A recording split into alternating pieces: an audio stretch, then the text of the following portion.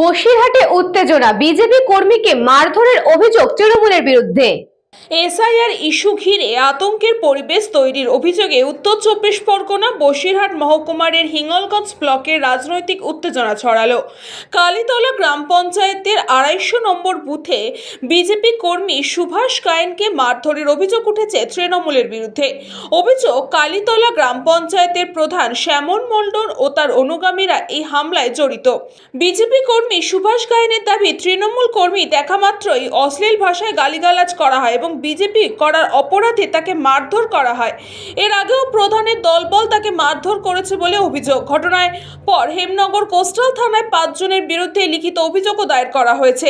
অভিযোগপত্রে প্রথম নাম রয়েছে প্রধান শ্যামল মণ্ডলের, যদিও সমস্ত অভিযোগ অস্বীকার করেছে কালীতলা গ্রাম পঞ্চায়েত প্রধান শ্যামল মণ্ডল। তার বক্তব্য, এসআইআর এর ইস্যুতে সাধারণ মানুষ এমনিতেই আতঙ্কে রয়েছে, বিজেপি কর্মীরা উস্কানিমূলক কথা বলছে।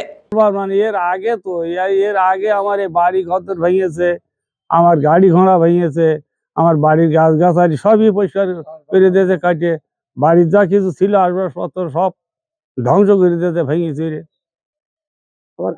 আবার কালকে এই ঘটনা ঘটিয়েছে, মাছ ধরে করিয়েছে।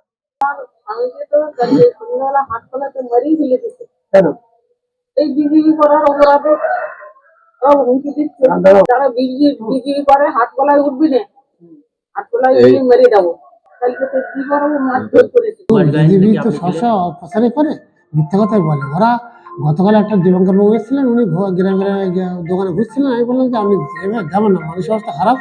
সুভাষ গায়নে একটা কথা নিয়ে গন্ডগোল বলেছে, ২৬ সাল তো এসে গেছে, তোদের আর বেশি দিন সময় নেই, খেয়ে পরে নেই, আমরা আসছি তোদের দেখে নেব। এই কথাটা নিয়ে মোটামুটি গন্ডগোলমালের সৃষ্টিবাদ, ধাক্কাধাক্কি হয়েছে। ও তো ধরেছে, ও মেরেছে, আমাদের ধাক্কাধাক্কি করে শেষ পর্যন্ত আমি ট্যাকেল করেছি, করে আমি বোঝে বেরিয়ে দিয়েছি, যা এখানে ঝামেলা করার দরকার নেই, তোমরা এই সময়টা কেন মানুষকে উত্তপ্ত হচ্ছে, এই কথা ছাড়া কিছু না। ওরা এটা মিথ্যে করে প্রচার করে। সুকান্ত দাসের report, news Banga time. St. Augustine's Day School, Barrackpur. Success for every child. Admission open 2026 to 2027. Contact number 900793 4555.